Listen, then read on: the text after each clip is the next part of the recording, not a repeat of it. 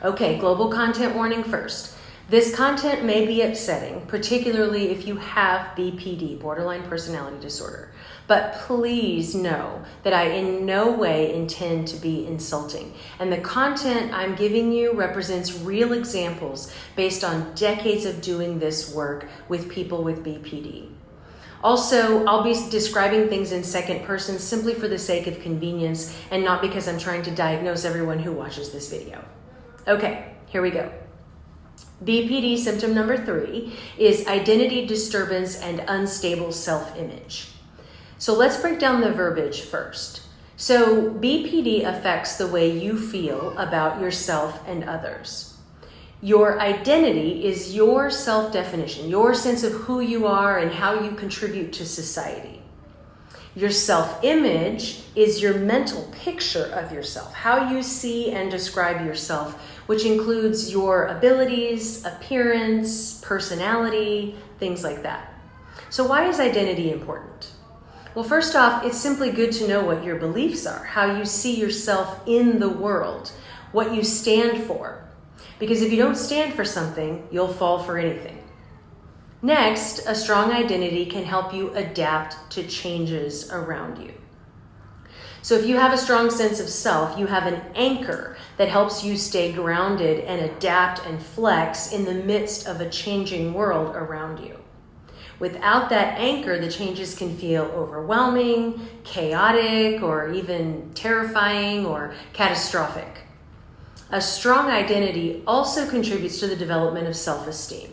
So if you're not sure who you are, it's very difficult to believe that you are a valuable or worthwhile person deserving of respect, love, and other good things.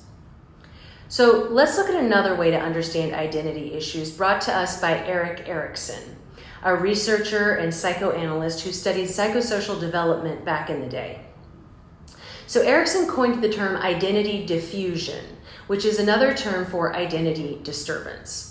So by his definition, identity diffusion is this psychological phenomenon wherein you don't have a strong sense of who you are.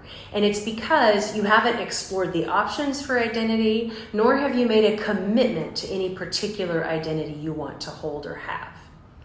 You may feel like you're drifting aimlessly through life and don't connect with others around you. You may also struggle to find your sense of purpose in life, or you may feel kind of lost. Without a stable identity, you may have difficulties determining who you are in relation to other people, particularly where you end and the next person begins. So this, of course, can result in a challenge understanding boundaries in relationship with other people. Now, the origin of the challenge is generally traumatic experiences in your upbringing, particularly those related to disorganized attachment, which is a type of insecure attachment. So an example might be a child with an emotionally inconsistent or unpredictable caregiver. In these situations, a child may have a hard time reconciling their caregiver's nurturing and affectionate actions with the times they are unresponsive or even abusive or neglectful. In other words, the caregiver's behavior leaves the child wondering what's next. They never know what to expect, okay? Hence the term disorganized. An unstable self-image may occur as a function of avoidant attachment as well, which results in a child learning to be a chameleon in order to be accepted or not rejected or abused. It could also result in a child being a peacekeeper or an intermediary in an abusive household. So trying to fit in, trying to keep the peace. Ultimately, children with negative attachment styles like these learn to take on whatever identity they feel is necessary in order to get their needs met or just avoid being abused again.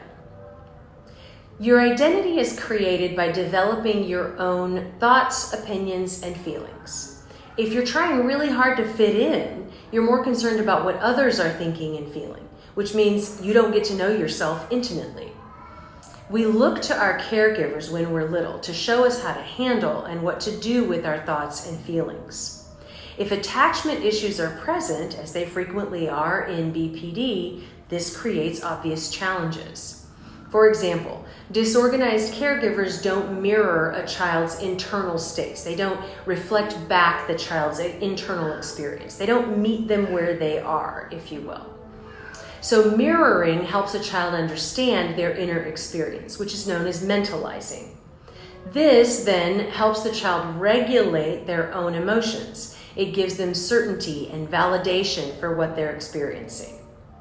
Thus, mirroring contributes to the development of a sense of self, and the lack of it creates anxiety and insecurity, as you might expect.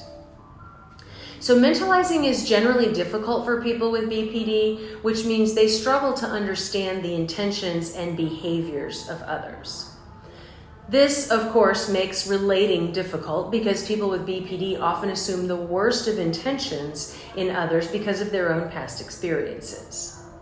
This is another protective mechanism like the others we've discussed, but you can see how it causes problems. So how does this manifest? Well, you may struggle with a low self-image and low self-esteem. You may have an unhealthy way of seeing yourself that creates difficulty in accepting compliments or believing other positive or kind things that people happen to say about you.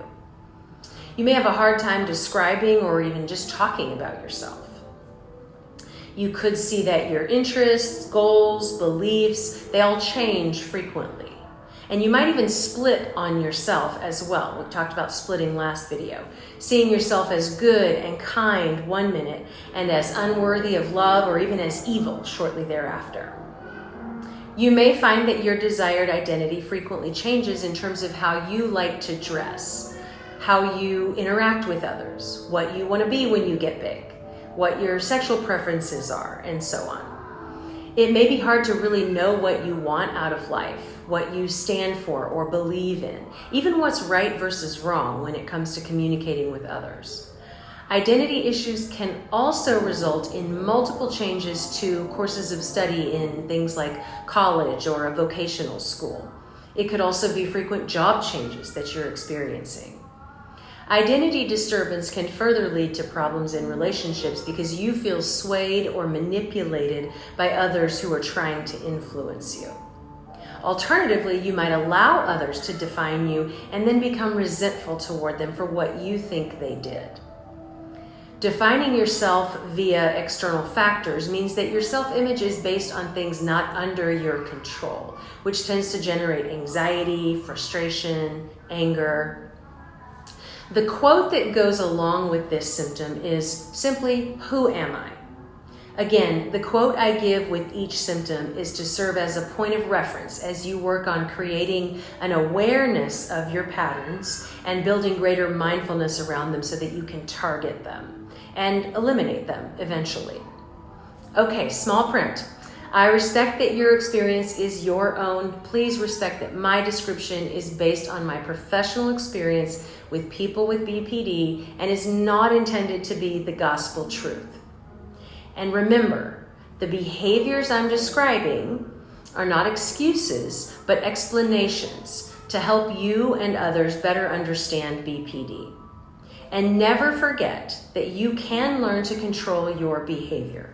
Life can be different. Follow me for more on BPD criteria in real life, and be sure to share this with someone you think it could help.